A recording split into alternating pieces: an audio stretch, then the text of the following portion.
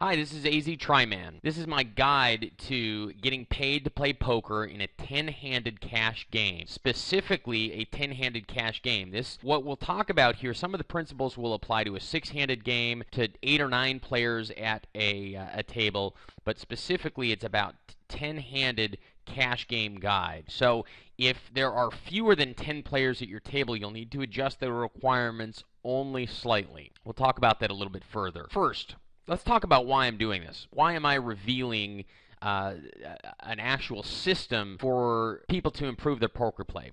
First, the first easy way is poker sites pay me to refer them new players. So my whole objective here is to refer as many people as possible to these sites. They will pay me. Some of that money you will get kicked back to you in form of bonuses. In addition, I've been a successful poker player for 10 years now. I don't have as much time to play poker as I would like, and the hourly win rate that I am winning in a game that I'm comfortable playing is not as much as I make during my day job as a currency trader, a futures trader, and an investment analyst. So part of why I'm focusing this video on new poker players is because, in my opinion, once you get up to the upper levels of play, let's say $1 and $2 no limit and higher, the games are substantially more difficult to beat. But at a lower level, they're easy to beat, or easier to beat if you just follow two basic principles: patience and discipline. We'll talk a lot about patience and discipline. So anyhow, the answer to the next question: do you need experience? Absolutely not. You don't need any experience. It does help to have some basic understanding of how the game of Texas Hold'em works, but you're going to get experience. That's the whole point of the patience and discipline angle.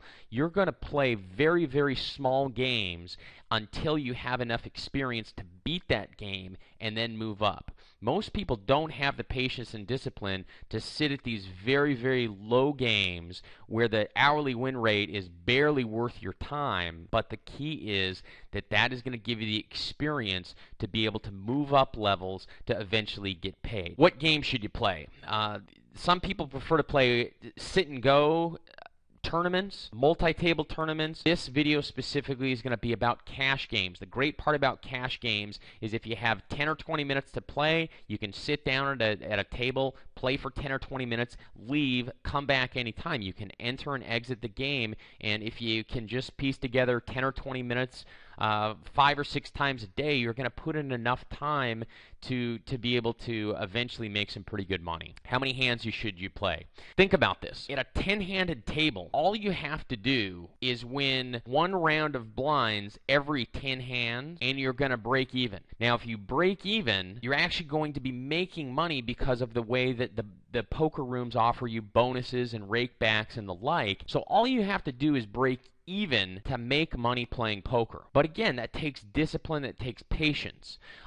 In general, if you're playing about 15 to 17% of the hands, that's the right number. We'll talk about more specifically what those hands are. Okay, here's the overall strategy. Very tight, very, very tight. Always look for a reason to fold your hand. Don't look for a reason to play the hand. If you look for a reason to play the hand, King Jack offsuit in early position is going to look like a great hand. If you're looking for a reason to fold, you're just not going to waste your time with a money-losing hand in first position over the long run like King Jack offsuit. Play aggressive, not reckless. Most people take aggressive to mean, and they see on high-stakes poker or in World Series of Poker coverage, people firing bluffs on the flop, on the turn, and on the river when they have nothing and they end up winning the hand. That's not what you want to do in a cash game, especially at these low limits. It's a terrible idea. You want to play aggressive. It's okay to make a continuation bet occasionally, but you don't want to be aggressive. Again, look for a reason to fold and conserve your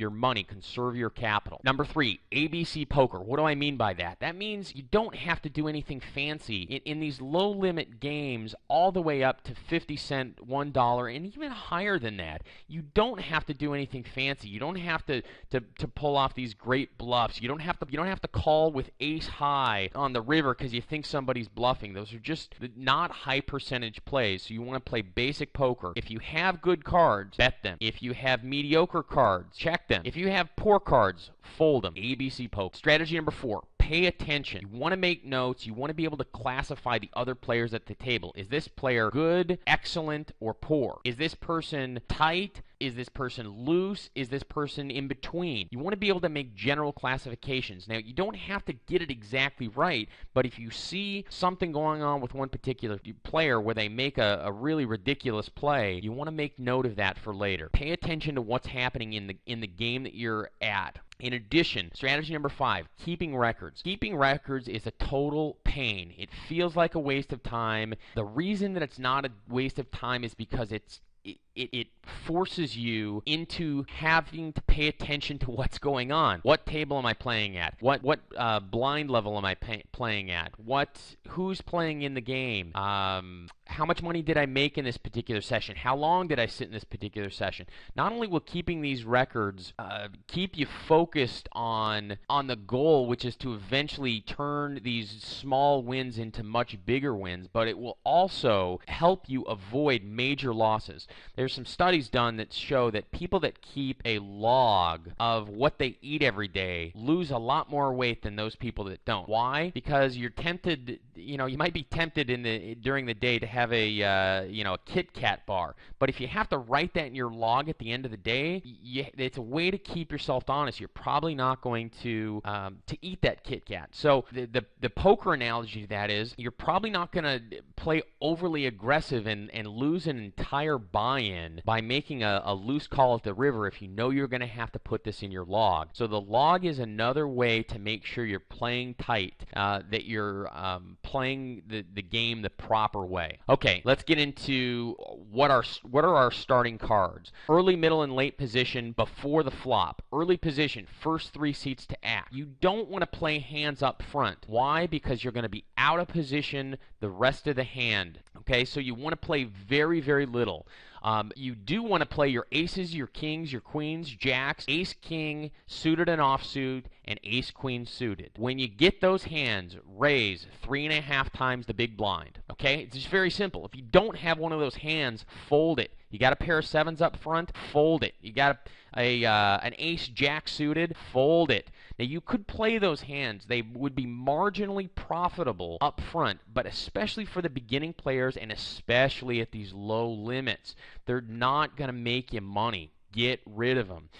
You see people in the World Series of Poker playing a wider range of hands. You see high-stakes poker players doing it. That's not what we're talking about here. We're talking about low-limit cash games. You only want to play the hands that are clearly profitable long-term, okay?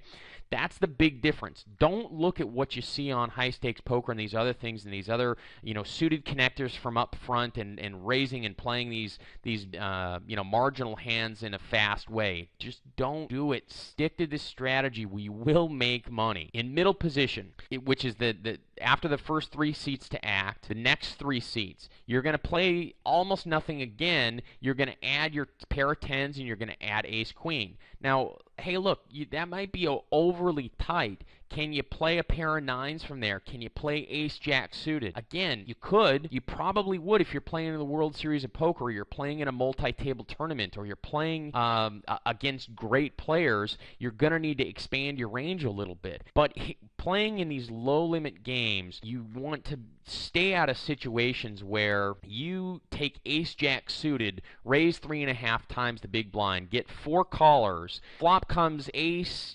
jack 3, and you lose all your money to a set of trip 3s, or the flop comes ace queen 7 and somebody called you with queen 7 and you've got top pair and you lose a bunch of money. You're going to get those crazy types of plays. So what you want to do is you want to avoid situations where you can lose a lot of money. Okay, late position. We're going to call the button and the blinds late position pre-flop, since we're talking about a pre-flop decision here. We're going to add 9s, 8s, and 7s. Again, you could play more hands here. If you've got a lot of experience, if you're a great player, if you've proven that you can make money at the poker, at poker, you could play some more hands. But in these low-limit games, when you're playing 5 cent, 10 cent, 25 cent, 50 cent, you don't want to play tons of hands. You can play some suited connectors. You can play, if there's 5 callers on the flop and you're in the small blind, can you complete it for a half a bet if you've got a pair of 3s? Sure. Okay, so you can get a little bit looser than these requirements in certain situations, but what you want to do is you want to make sure you're profitable before expanding out from this range here. If you would simply follow this and never deviate from this strategy, you will be a profitable poker player, I can guarantee you. Okay, let's look at our pre-flop decisions. When I was talking about those starting hands, what I was talking about raising 3.5 times the big blind is in an unraised pot. Okay,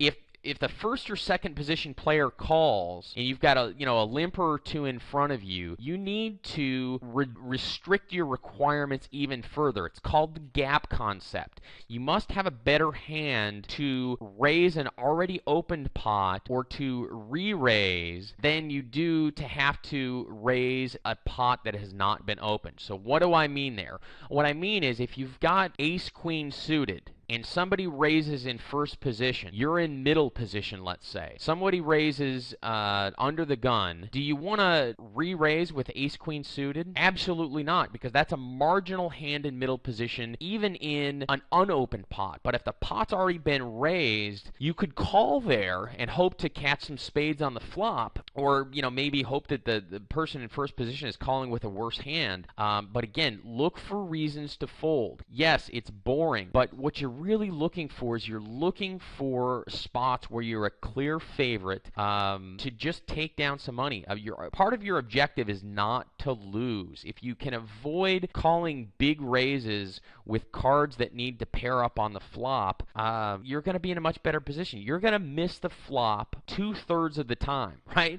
So if you've got kings in middle position and somebody raises the pot up front, yeah, let's hit them for a re-raise, okay? But if you've got ace queen, you don't want to be re-raising. You could maybe call and see what happens in middle position. You definitely call in late position, okay? Again, I talked about this before. 3 or more limpers, especially 4 or 5, is a good spot for small pairs and suited connectors from the button or the blinds.